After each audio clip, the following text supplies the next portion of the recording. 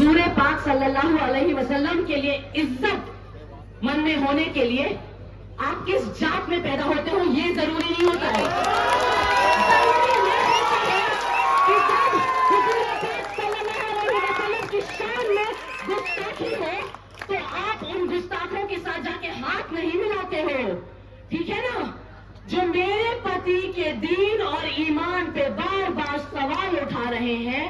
आज इस मंच से मैं उन लोगों को पूछना चाहती हूं कि आपका ईमान कहां था जब आपके दोस्त अनिल राठौड़ ने नितेश राणे की सभा यहां लगवाई थी, जहां पे खड़े होकर वो आके नबी को गालियां दे सकता था।